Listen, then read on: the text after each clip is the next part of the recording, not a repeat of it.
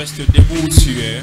Tu Tu ouvres ta Bible ouvres dans le livre de 1 Chronique chapitre 4, le verset 9 à 10.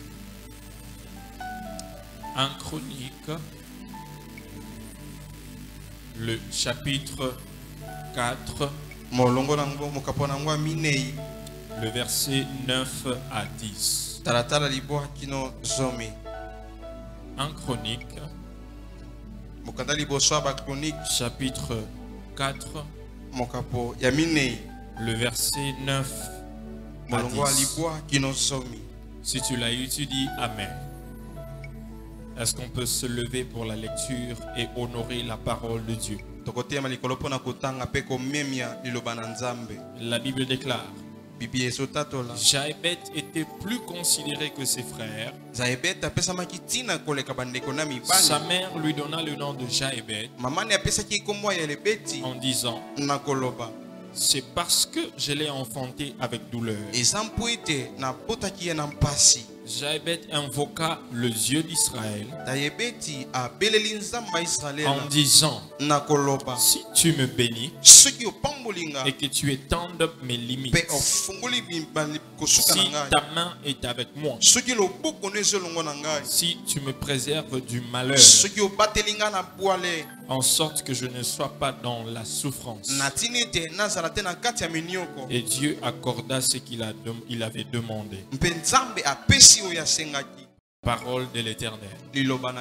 Tu peux t'asseoir. Technicien, diminuez un peu le son de l'instrumental. Merci. Nous continuons avec notre enseignement sur briser les limitations de ta famille. Dieu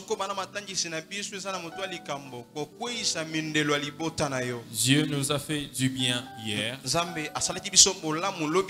et il va encore faire énormément ce soir.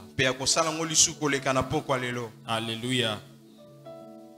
Le passage que nous venons de lire, c'est un passage que nous connaissons tous. La Bible nous parle de ce personnage qui s'appelle Jaébet. La Bible commence par dire qu'il était le plus considéré que ses frères. Et la Bible insiste qu'il était le plus considéré que ses frères. Mais la Bible continue encore à donner une caractéristique en disant que sa mère lui avait donné ce nom-là de Jaébet parce que sa mère l'avait enfanté avec douleur. La Bible ne dit pas que Jaébet, on lui avait donné ce nom-là à cause d'autre chose. Mais la raison pour laquelle sa mère lui a donné le nom de Jaébet, c'est à cause de l'expérience qu'elle avait vécue. Et Jaébet avait beaucoup de problèmes qui le tourmentaient. Il avait des difficultés qui étaient devant lui. Il avait des choses qui le dérangeaient. Mais Jaébet a fait une chose. Le verset 10 nous dit que Jaébet invoqua le Dieu d'Israël. Quelqu'un dit: il invoqua le Dieu d'Israël. Il invoqua le Dieu d'Israël. Plus fort. Encore plus fort. Jaébet avait un problème. Il n'est pas allé raconter son problème à tout le monde. Il n'est pas allé de maison à maison, de village en village en train de raconter son problème. Parce que Jaébet avait compris une chose. Ce n'est pas tout le monde qui va compatir à ta souffrance ou à ta douleur. Est-ce que quelqu'un me comprend? Ce n'est pas tout le monde qui va compatir à ta souffrance ou à tes problèmes. Il y a des gens, sur 100% des personnes avec qui tu vas partager tes problèmes, 80% de personnes s'en foutent du fait que tu as des problèmes. Et 20% d'entre eux, ils sont contents du fait que tu as ces problèmes.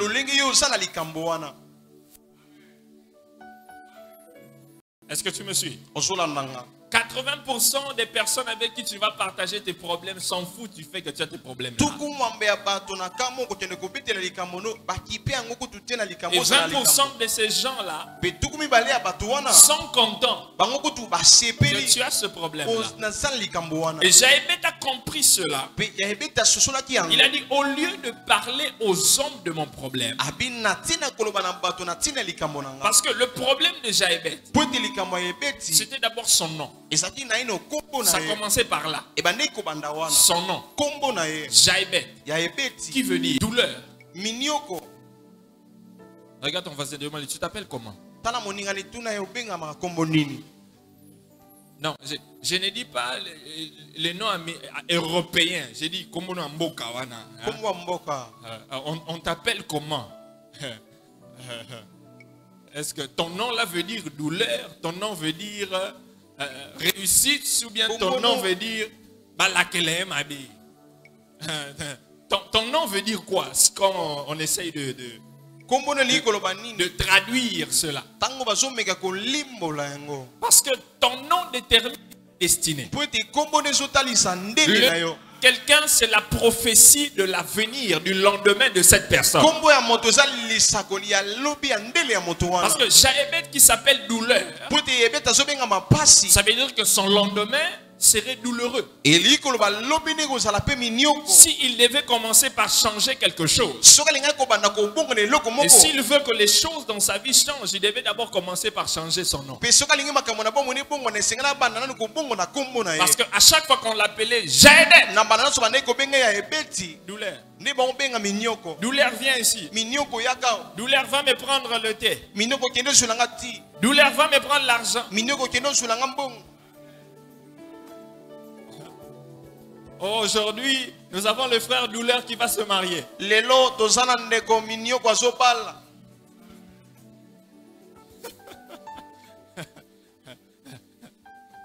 que tu as, c'est une prophétie de ton lendemain.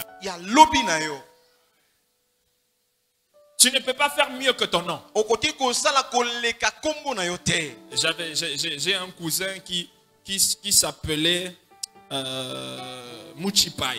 Ça veut dire quoi? Hein? À chaque fois qu'on l'appelle Muchipai, viens un peu ici. Hein? On lui dit Muchipai, que Dieu te bénisse. Ça n'a pas de sens. Ça ne peut pas marcher. Après, il a changé ça, il s'est donné le nom. Il a dit, non, à partir d'aujourd'hui, appelez-moi Moubenishai.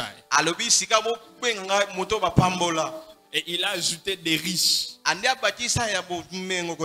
Et pendant tout le temps qu'il s'appelait Muchipa, il faisait des démarches pour aller aux États-Unis, ça ne marchait pas. Tout le monde fait des démarches après lui, vend, mais lui il est toujours. Et moi j'ai fait des démarches, je suis parti, je suis revenu, je l'ai trouvé ici. Quand il a changé le nom, il a dit Moubenisha. Il a fait des démarches. Aujourd'hui il est à Dallas. Tanti Thérèse connaît là. Tanti Thérèse, tu connais là? Oui. Ton nom? Tu t'appelles comment? Hein? Moi je m'appelle Béni. Je suis béni. Je suis béni. Amen. À chaque fois que tu m'appelles pasteur béni. Donc,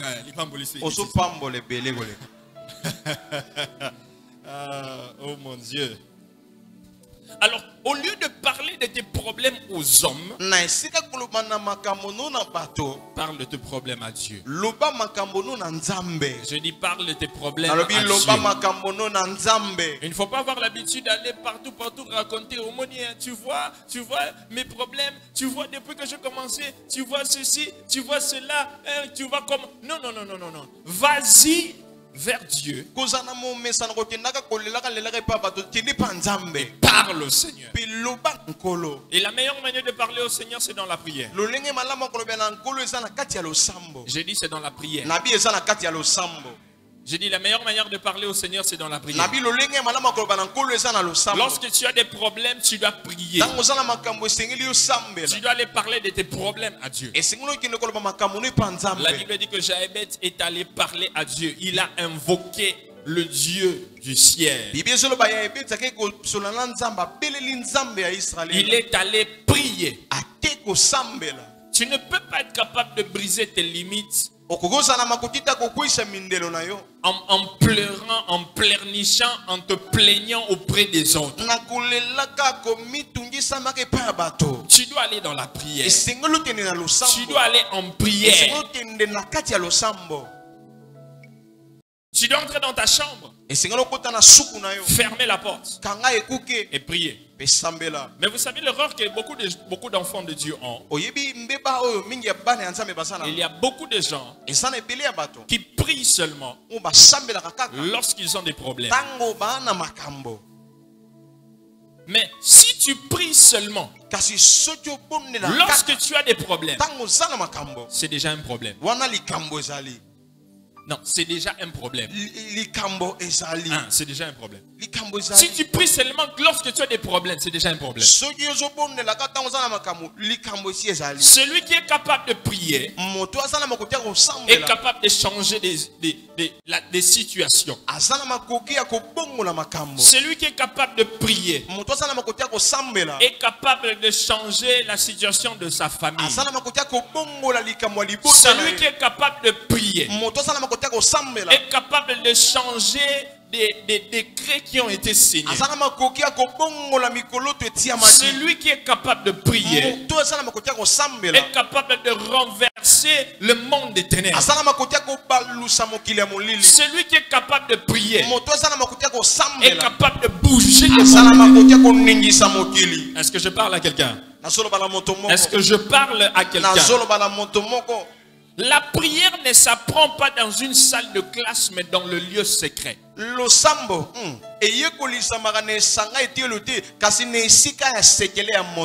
répète. La prière ne s'apprend pas dans une salle de classe, mais elle s'apprend dans le secret. Répète après moi. La prière ne s'apprend pas dans une salle de classe, mais dans le secret. Mais dans le secret. Regarde ton voisin, dis-lui cela.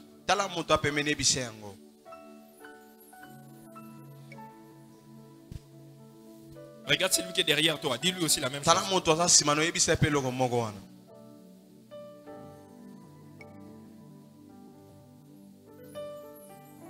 La prière a plus d'efficacité qu'une bombe atomique.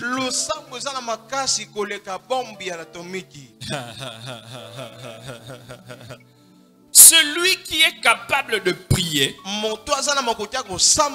celui qui s'agenouille le plus, tiendra mieux debout que les autres. Celui qui a l'habitude de s'agenouiller pour prier, c'est celui-là qui tiendra debout quand tout le monde sera par terre.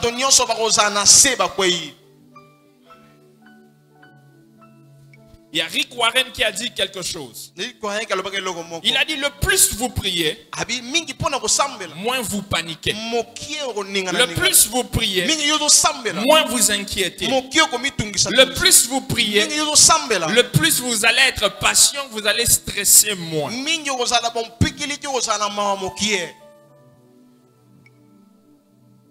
Jaébet a compris cela. Et il est allé en prière. Il y avait quelque chose qui le dérangeait. Il y a quelque chose qui dérangeait sa vie. Son nom d'abord était un problème. Son nom amenait la douleur. Son nom amenait les blocages. Son nom amenait les difficultés. Il a dit non, non, je ne vais pas parler de ça à quelqu'un. Je ne vais pas aller parler de ça aux voisins. Je ne vais pas parler de ça aux membres de mon église. Ils ne peuvent pas donner de solution à mon problème. Ils ne peuvent pas donner de solution à cette maladie. Ils ne peuvent pas donner de solution à ce problème de ma famille. Mais il a compris que celui qui a le pouvoir, qui a la capacité de changer les choses, celui qui a le cœur des hommes entre ses mains, celui qui dit une chose et la chose s'accomplit, c'est l'Éternel des armées. C'est l'Éternel des armées. Alors je dois aller vers lui, le prier, invoquer, afin que les choses changent. Va dans ta chambre, cultive cette vie de prière. Je n'ai pas entendu ton amen. Je n'ai pas entendu ton amen. Va dans ta chambre, dans le lieu secret. Cultive ta vie de prière. Ne prie pas seulement lorsque tu as des problèmes, mais que la prière devienne ton style de vie.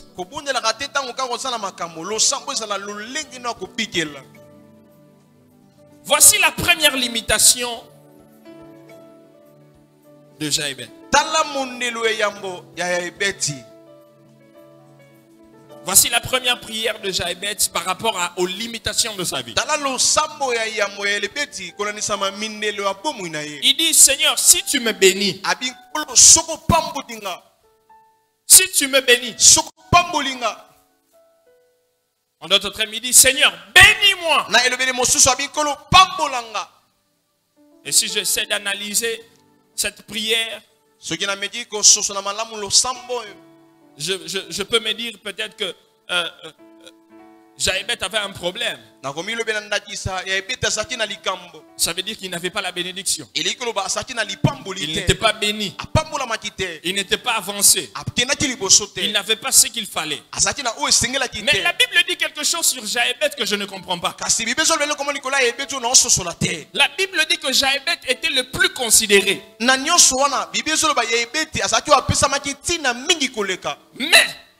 pauvre. Comment est-ce que quelqu'un peut être plus considéré? Mais il demande encore que Dieu puisse le bénir. Le plus considéré, mais pauvre. Il n'avait rien. Il était juste, mais pauvre. Sans bénédiction. Sans bénédiction. Vous savez quoi? La pauvreté n'est pas une bénédiction.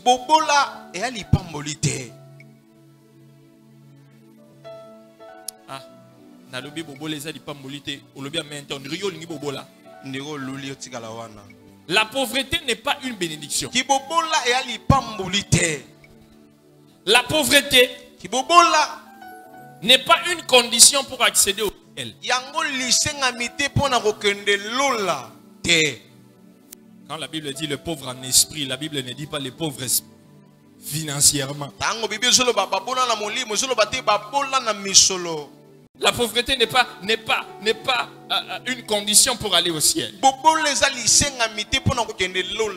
Jaébet était pauvre, plus considéré.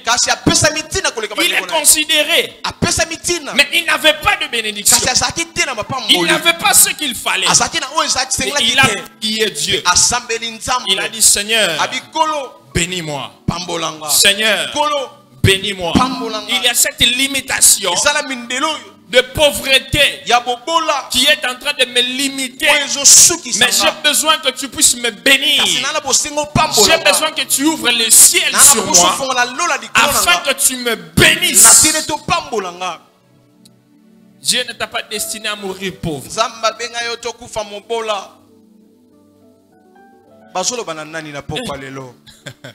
J'ai dit, Dieu ne t'a pas destiné à mourir pauvre.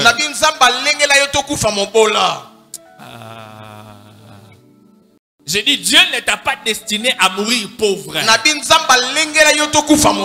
Tu n'es pas venu ici pour accompagner les riches. Tu n'es pas seulement venu ici pour servir les riches. Vous comprenez? Je vais ici. C'est de cette rangée. J'ai dit ceci. Dieu ne t'a pas seulement créé pour servir les riches. Dieu t'a créé pour être aussi riche.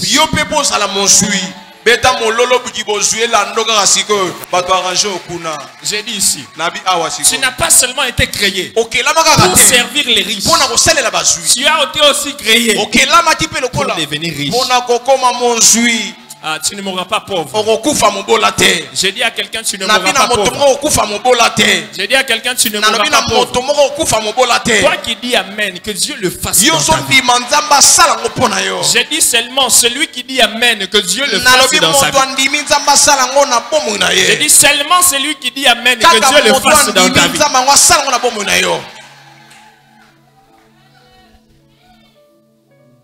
C'est possible d'être riche et de craindre Dieu. C'est possible d'être rempli d'onction et riche. C'est possible de marcher dans l'intégrité et avoir beaucoup d'argent.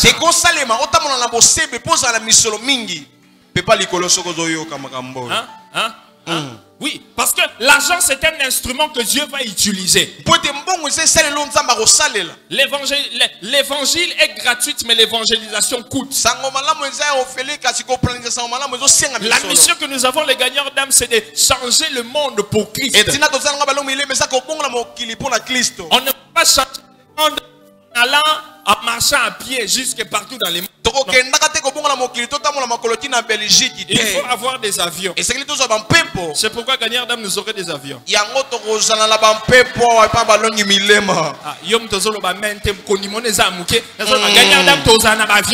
À cause de la vision que Dieu a donnée aux gagnants d'âme, Dieu va susciter des millionnaires. Des millionnaires remplis d'onction. Des millionnaires remplis de la grâce de Dieu. Des millionnaires remplis du parler en langue. Des millionnaires avec des compagnies. Mais qui sont là en train de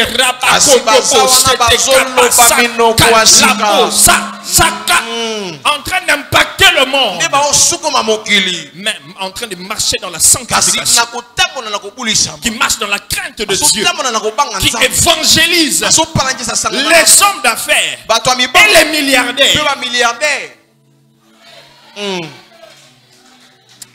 Je vois Dieu en train de susciter des Joseph dans Gagneur d'âme.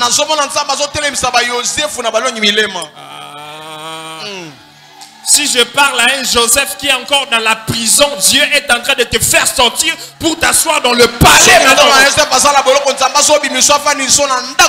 Ah, si tu le crois, dis yes! Yes! Mon Dieu.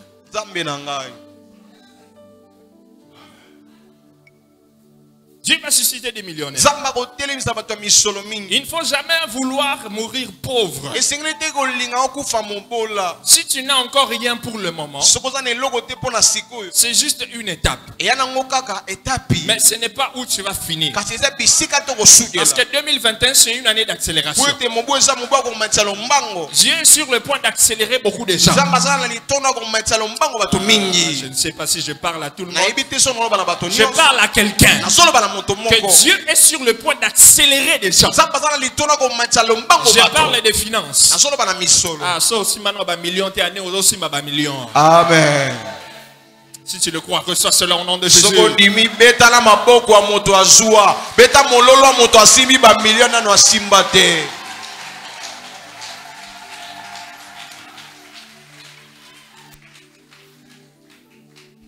Je n'aime pas la pauvreté.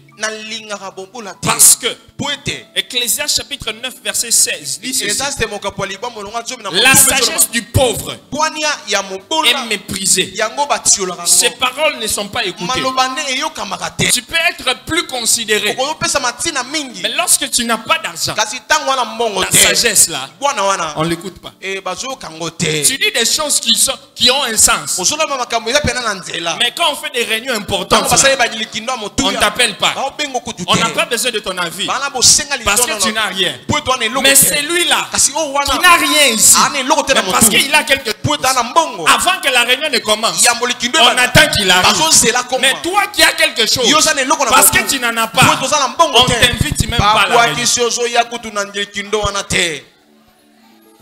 Ah, je déclare que cette année, on va commencer à t'inviter dans les réunions. La sagesse du pauvre est méprisée. Ah, regarde ton voisin, dis-lui, je vais être sage et riche. Je vais être sage et riche. Je ne veux pas être sage et pauvre. Je ne veux pas être sage et pauvre. Ce n'est pas la volonté de Dieu pour toi. Et Jaébet a prié pour la bénédiction de l'Éternel. Il a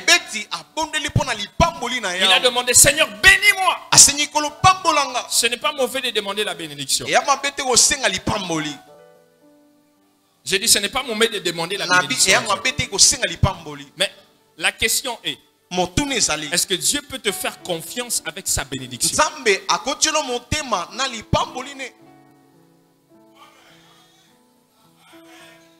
Est-ce que Dieu peut te faire confiance avec sa bénédiction? Dieu est un homme d'affaires. Il n'investit jamais où il ne peut jamais bénéficier. Si tu veux qu'il investisse sa bénédiction sur toi, qu'est-ce qu'il va rapporter? Qu'est-ce qu'il va avoir derrière toi? S'il te bénit.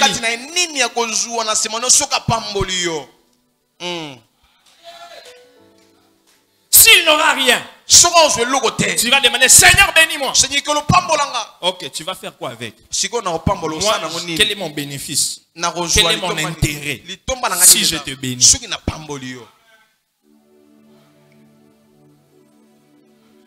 Zamba ba intérêt. Zamba ba intérêt. Si c'est qu'il va bénéficier derrière là, il va te donner ça. Il va te le donner facilement. Jaébet prie Dieu. Il dit, Seigneur, donne-moi la bénédiction. Voyons voir une chose. Il n'a pas prié pour la richesse. Il a dit, Seigneur, bénis-moi. Il a demandé la bénédiction. Quelqu'un dit bénédiction. Bénédiction. Plus fort. Plus fort. C'est quoi la différence entre la bénédiction et la richesse? Pourquoi est-ce qu'il n'a pas demandé la richesse? Et il a demandé la bénédiction. Moi j'ai compris une chose. C'est possible d'être riche sans être béni.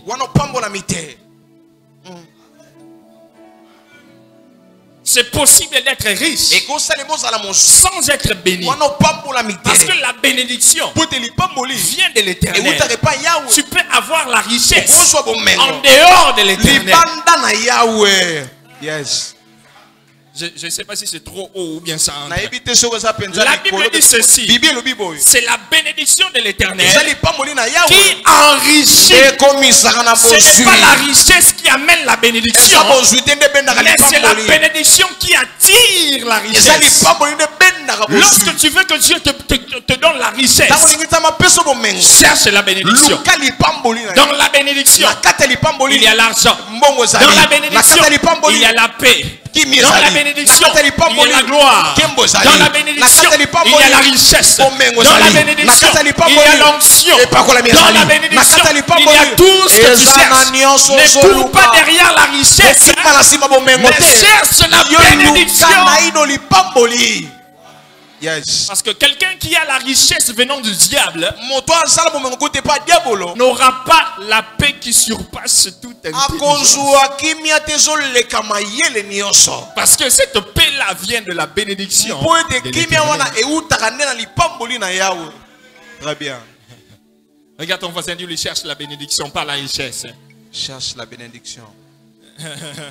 Je ne veux pas être riche, je veux la bénédiction. La bénédiction va attirer la richesse. La bénédiction va attirer la richesse. Oh, je prie que la bénédiction de l'Éternel descende sur toi. Que la bénédiction de l'Éternel descende sur toi au nom de Jésus. Ah, c'est lui qui dit Amen, que Dieu fasse pour toi. C'est lui qui dit un grand Amen, que Dieu le fasse pour toi. Mais il faut savoir une chose. Hein? La pauvreté ne sort pas à travers les parler en langue. La pauvreté ne sort pas simplement par la prière. Tu peux entrer 21 jours déjà de prière. Je chasse l'esprit de pauvreté. Je te lis. Fais. Libère ma vie. Libère ma vie. 21 jours. Ta vie ne change pas. Combien de 21 jours tu as fait pendant en train de chasser l'esprit de pauvreté?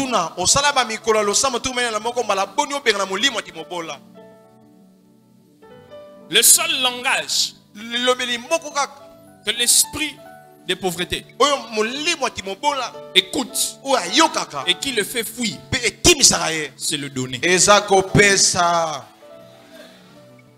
Ah, non, ok, amen, Nayota.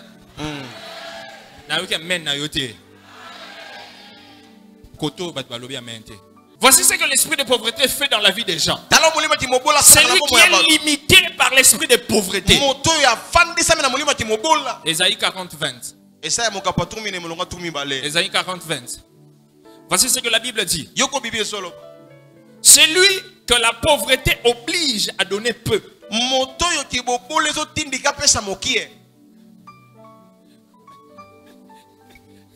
Celui que la oblige à donner peu.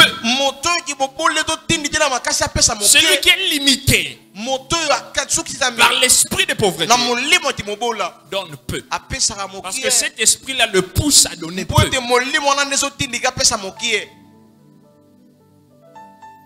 Donc, si tu veux chasser cet esprit-là, l'esprit de pauvreté, selon ce verset, c'est qu'il faut faire quoi? Donner plus. Il faut donner. Donner. Il faut donner. Donner. Donner. Donner. Donner. Donner. Donner. Donner.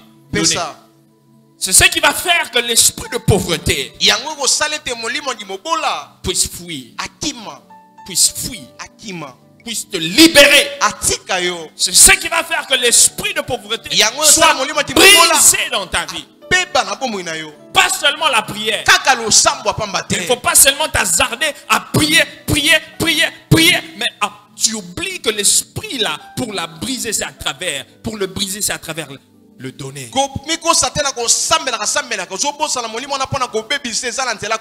Proverbe chapitre 11, le verset 24, la Bible dit que celui qui donne libéralement devient plus riche. Et celui qui épargne à l'excès ne fait que s'appauvrir. Si tu veux briser l'esprit, les limitations de pauvreté dans ta vie, il faut apprendre à donner. Regarde ton voisin, dis-lui, apprends à donner. Il ne faut pas donner peu, mais il faut donner beaucoup. Si tu veux que cette année, que Dieu puisse t'accélérer dans tes finances, tu veux l'accélération financière, mais tu ne veux pas donner. Ah, tu ne verras rien. Tu ne verras rien. Seigneur, bénis-moi. Seigneur, bénis-moi. Non. Donne.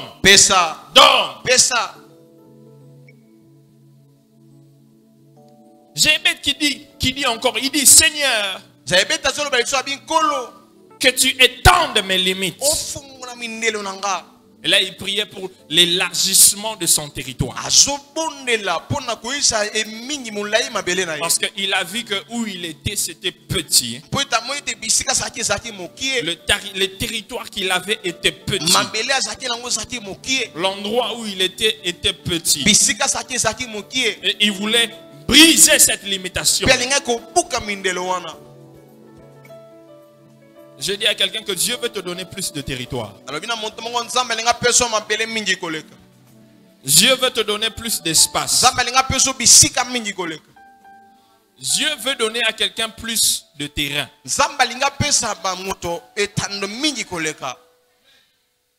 Je ne parle pas à tout le monde, je parle à quelqu'un. Donc cette parole c'est pour quelqu'un. Ce n'est pas tout le monde. Donc j'ai dit à quelqu'un que Dieu veut te donner plus de terrain.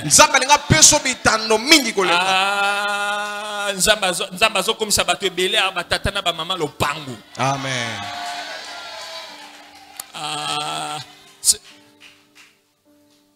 Dieu veut te faire quitter du niveau du locataire afin que tu commences à avoir ta propre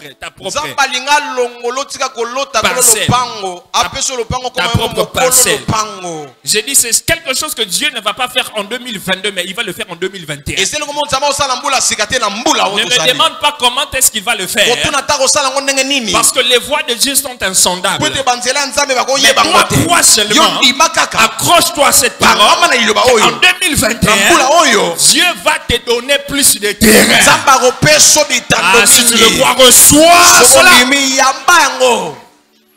Plus de terrain. Plus d'espace. Plus de terrain. Là je parle aux hommes d'affaires. Dieu veut expandre, élargir tes affaires. J'avais à demander Seigneur, expand-moi. Élargis mes affaires. Élargis mon territoire. Toi qui faisais seulement des affaires à Kinshasa, je te vois faire Kinshasa, Gabon, Côte d'Ivoire, Afrique du Sud, Dubaï, États-Unis, Congo. C'est pas pour tout le monde, j'ai dit c'est pour quelqu'un.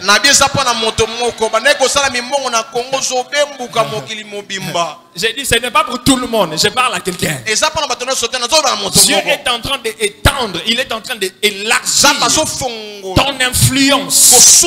Tu travaillais seulement à Kinshasa, mais Dieu est en train de te faire sortir de Kinshasa.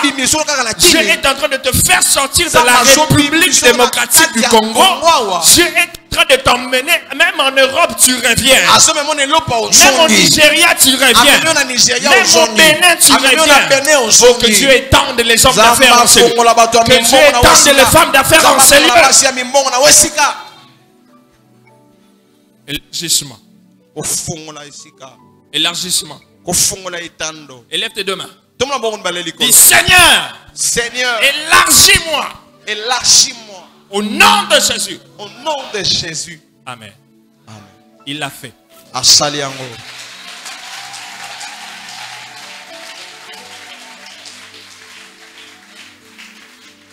J'ai dit qu'à chaque fois que j'aurai l'opportunité de me tenir debout, je vais dire ceci. L'endroit où nous sommes ici et l'endroit où nous sommes ici en 2021, Dieu veut nous élargir. Ça veut dire qu'à côté là, on va acheter.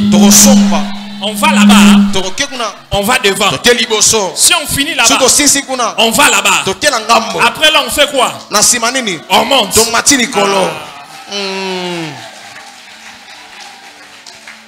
Quelqu'un dit élargissement. Élargissement. Quelqu'un dit élargissement. Élargissement. Je parle de la communauté les gagnants.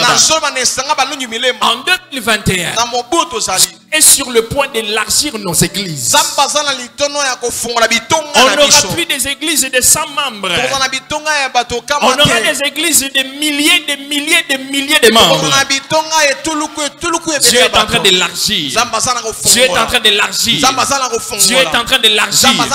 Reçois la grâce de l'élargissement. Reçois la grâce de l'élargissement. Reçois la grâce de l'élargissement. Que Dieu élargisse tes affaires. Que Dieu élargisse tes études. Que Dieu élargisse ton épouse. Que Dieu élargisse ton mari. Que Dieu élargisse tes enfants. Que Dieu élargisse ton ministère. Au nom de Tous ceux qui étaient locataires ici, que Dieu te donne des parcelles. Je vois Dieu donner des parcelles aux gens cette année. L'élargissement qui est en train de venir. Je vois un vent que Dieu est en train de souffler. Ne te demande pas comment ça va se faire. C'est la nette accélération. Que Dieu le fasse pour toi au nom de Jésus. Que Dieu le fasse pour toi au nom de Jésus. Que Dieu le fasse pour toi au nom de Jésus. Je te vois en train de conquérir les terrains de l'ennemi. Je te vois en train d'entrer dans le camp du diable. En train d'avoir plus de territoire. Gagneur d'art. Nous allons dans le camp de l'ennemi. Nous allons dans le camp du diable. Nous allons arracher les âmes perdues. Avoir plus de territoire. Dieu est en train de donner plus de territoire à gagneur d'âme dans la ville de Kinshasa.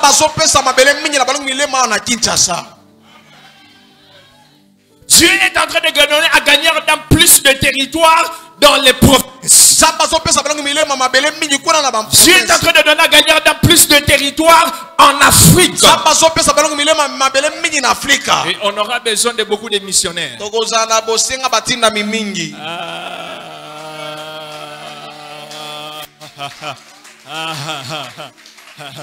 Élargissement. Quelqu'un dit élargissement.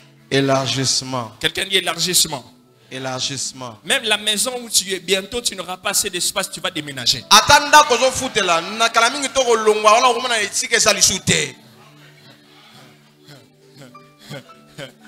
J'ai dit ça, ce n'est pas pour tout le monde, c'est pour quelqu'un.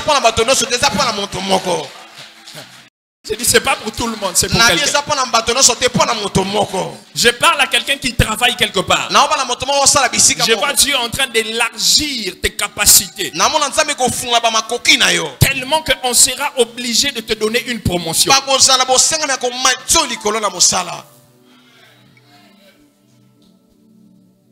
J'ai dit que ça, ce n'est pas pour tout le monde. C'est pour quelqu'un. Regarde ton voisin, dis-lui c'est pour moi, c'est pour moi. C'est pour moi. C'est pour moi, c'est pour moi, c'est pour moi. C'est pour moi. Dieu te donne plus de territoire. Fort. Dieu te donne plus de territoire. Dieu te donne plus de territoire. Dieu te donne des territoires que tu ne pensais même pas avoir.